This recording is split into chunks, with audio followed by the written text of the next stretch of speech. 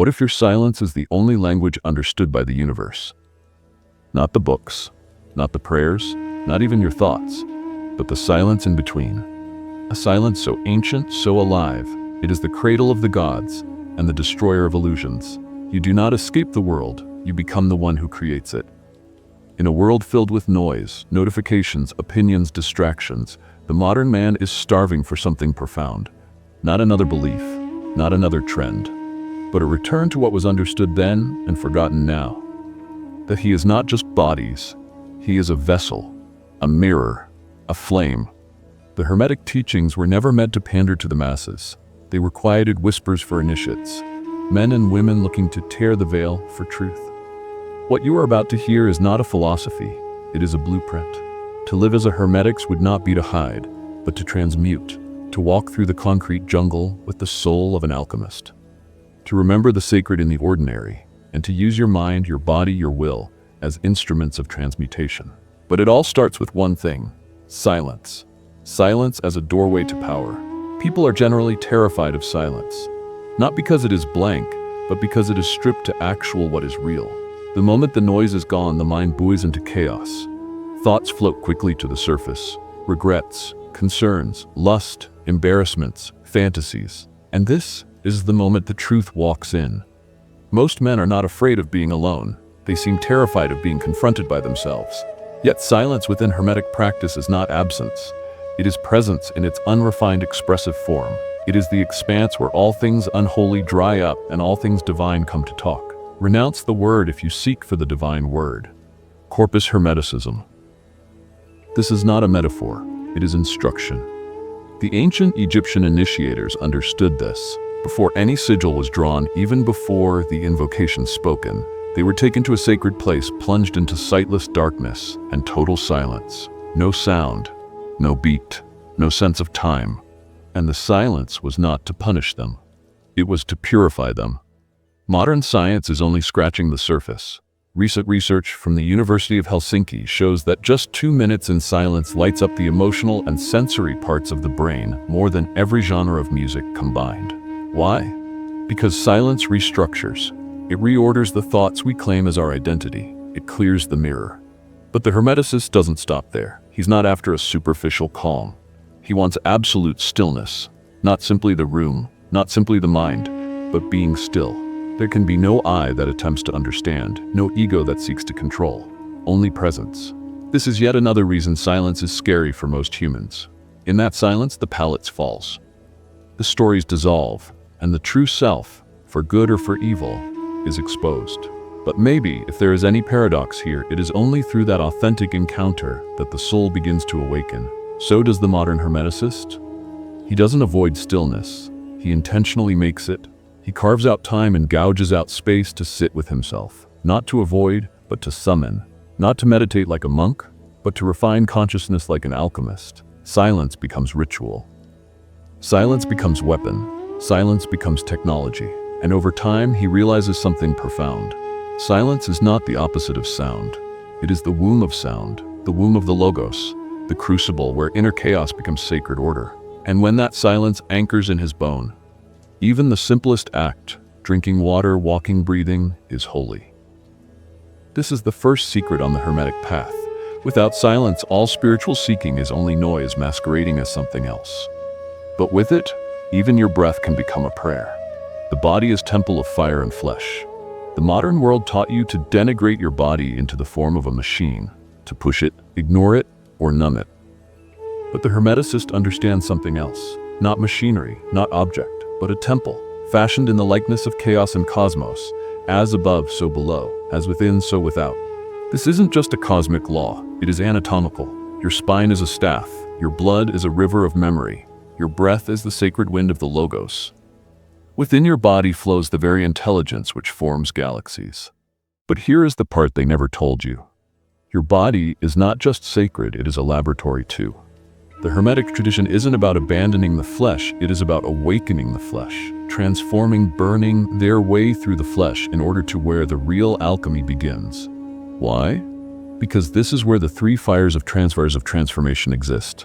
The fire of instinct, your brutish primal passion. The fire of breath, your conscious life force. and the fire of will, your directed attention. All three of these individually are potent, but when they are fused, when they are charged by inner silence and outer discipline, the man becomes more than human. He becomes a vessel of fire. You begin walking differently, eating differently, making love differently, because you are no longer conditioning the body as an avenue for work. You are honoring it as a sacred structure. A structure that can store power channel wisdom and project will. In the ancient Hermetic texts, they spoke of the stone, but they did not always mean hard matter. Sometimes the stone is you, your nervous system, your spinal fluid, your endocrine fire. Through breath, stillness, movement, and awareness, you transmute tension into energy, desire into discipline, pleasure into purpose. This is the lost art of inner alchemy. Imagine this: a man who is in his mind is easy to manipulate, but a man who is in his body, present, tuned, grounded, is near impossible to control. Because he is not reactive, he is responsive. He does not pursue, he attracts. He does not expend energy, he generates it and protects it like a dragon hoarding gold. So if you ever feel disembodied, numb, endlessly thinking, understand, this is not a malfunction. It's the system keeping you asleep. But the Hermeticist, he is descending into the body, not to indulge, but to illuminate it, to make it into a living talisman of power, presence, and purpose. This is real transformation, not in thought, not in theory, but in the temple of your own flesh.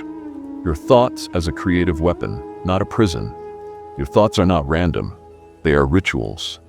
Every single thought suggests or votes for your future, for your reality, for your identity. But there is one important truth that many will never acknowledge. If you do not own your mind, someone else will. And that is not some theory. That is the essence of modern control. Think about it. Ads, algorithms, headlines. These are not there to inform you. They are there to install thoughts in you: fear, desire, doubt. These are not yours. They are manufactured. The all is mind. The universe is mental. The Kybalion. This Hermetic principle of mentalism is more than a mystical expression. It is a caution and a tool. If the universe is mental, then thought is the architect of everything you touch, everything you feel, everything you attract and avoid. This means your mind is not a thinker, it is a creator, and what you allow to run free inside becomes your outside reality. Most men are in looping thoughts, anxiety, competition, shame. They bless old failings like holy incantations. They rehearse the scripts of failure taught to them from failed systems. You aren't enough. You have to prove yourself. You have to obey. What about the Hermeticist? He completely severed any script. Not with denial, but with accuracy. He dissects his thinking like a samurai with a sword. He knows the difference in noise and signal, impulse and intuition, fear and foresight. He does not allow his thoughts to define him. He allows them to serve him. And when he has a thought that no longer serves, he releases it as an offering to the fire of transmutation. Neuroplasticity proves that thought changes the structure of the brain. Every repetition creates a pathway. Every focus reinforces a frequency. You are literally sculpting the structure of your own. So what happens when a man becomes the complete author of his own mind? He stops reacting to the world and he starts remaking it. This is where the magic begins. Not with spells or incantations, only with disciplined mental plumbing. With exhaustion of the choice of thinking that is bound by lower frequencies and thinking that is not, but rather aligned with higher laws. It is not positive thinking. That's child's play. It is conscious, intentional crafting, the intentional use of thought as a wand, not a whip, with a tool, not a trap. Because when we order our inner world, the outer world has been proven to bend in response to the inner world. This is not fantasy. This is Hermetic law. So the next time a thought comes up, ask yourself, did I think this or was this installed in me? And if it isn't yours, do not keep it. Because the true alchemist is not a thinker. He is a sculptor of thought. He does not chase truth, he creates it. The unseen war for your attention and soul. You think the war is out there. Countries, protests, algorithms. But the real war is a war for your attention. Because what you've been paying attention to, you've been giving it your power. Modern-day society doesn't need shackles, it has screens. It doesn't need prison walls. It has endless amounts of entertainment. And the weapon isn't violence, it's distraction. Every scroll, every click, every feed is intended solely to keep you dispersed. anesthetized, dissociated from your inner world. The Hermeticist knew, energy flows where attention goes, which makes your attention currency. And every time you give it away to meaninglessness, you pay your spirit's tax. They've commodified you, not because you're weak, but because you haven't awakened to what's being harvested. You think it's just dopamine? No, it's direction. The system doesn't give a shit what you consume, as long as you never create. Because a man who creates, a man who focuses, a man who commands his attention is a dangerous man. Why? Because he can't be bought. He can't be swayed. He's no longer following suit. He's designing. This is the next stage of spiritual warfare. Not demons lurking on the periphery, but distractions in your pocket, feeding your lust, feeding your rage, feeding your separation. And when you are separated from your attention, you are separate from yourself. The Hermetic path calls for reclamation of presence, of discipline, of sovereignty. Because without attention, there is no meditation. Without attention, there is no transformation. Without attention, there is no inner fire. When you wake up, before you even stand up, what has your attention? Is it your mission? Is it your breath? Is it your body? Or is it the algorithm? The feed? The ceaseless noise? It is an invisible war for a reason. Because when you see it, you won't be a slave to it anymore. You start moving differently, thinking differently, seeing differently. All of a sudden you build habits that safeguard your precious energy. You guard your time like it is gold. Because it is. A distracted man is easily dominated, but a focused man, he is reality bending. The Hermeticist isn't just being spiritual, he's being strategic. He weaponizes attention. He brandishes silence. He uses stillness like a sword. Because in a world that profits from your distraction, presence is rebellion. Proficiency in polarity, the magnetic principle of creation and destruction. Everything you have ever touched, wanted, or destroyed has come from polarity. The Hermetic principle of polarity is more than just what's opposite. It is based on magnetism. And if you don't know this force, you will be used by it.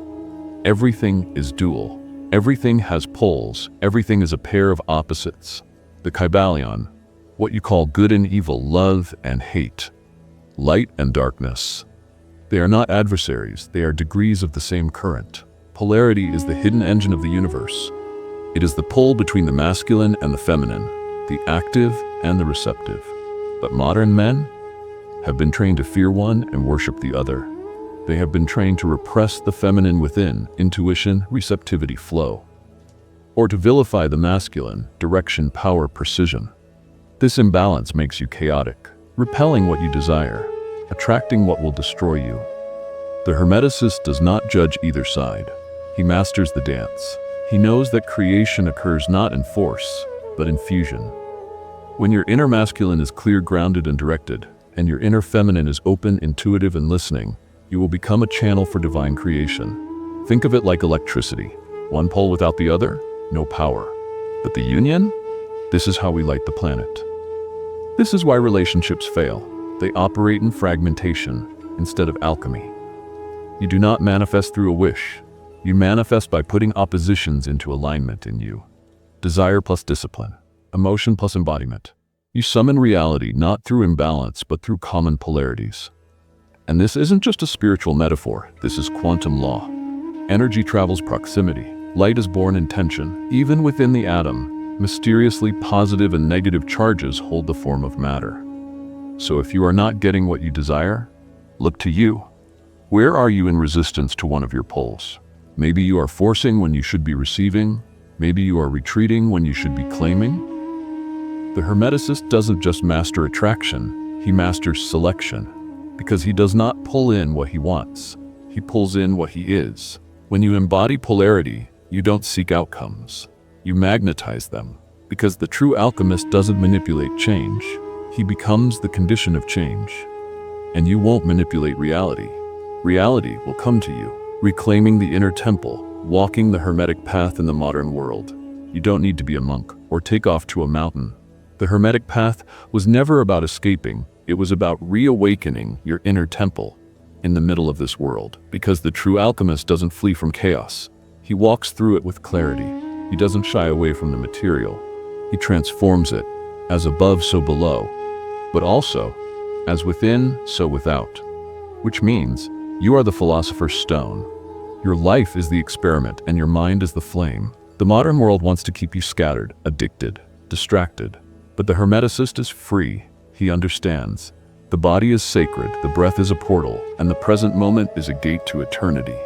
This isn't only philosophy, it's practice. So what can you do, starting right now? Protect your attention. Turn your phone off at sunrise. Meditate before you consume anything. Keep your mind like a temple. Slow down your inputs. Everything you watch, read, or hear is programming. Choose what you watch, what you read, and what you listen to in a way that sharpens you, not sedates you. Cultivate polarity. Balance doing with being, action with stillness, forcefulness with grace. Change emotion into. Don't dull your pain. Make it into fuel. Let your internal fire burn red hot and then pour it into your work, your life, your journey. Practice invisibleness. Real power moves through silence. Sit, listen, pay attention. Your next transformation is behind the clutter. And finally, live deliberately. Everything is a reflection. Every moment is a lesson. Every relationship is a ceremony. When you start to see and think in this vein, your life becomes sacred. This is the Hermetic path. It's not a fad. It's not a religion. It's not even a belief system. It's a way of seeing, a way of cleansing, a way of becoming. And in a world that wants to keep you reactionary, lost, and apathetic, choosing this path makes you dangerous. Because the awakened man does not beg for freedom. He does not wait for permission. He is freedom. So remember, the universe is not out there, it is reflected through you. And when you walk the Hermetic path, you become the architect of your fate, no longer a victim of reality.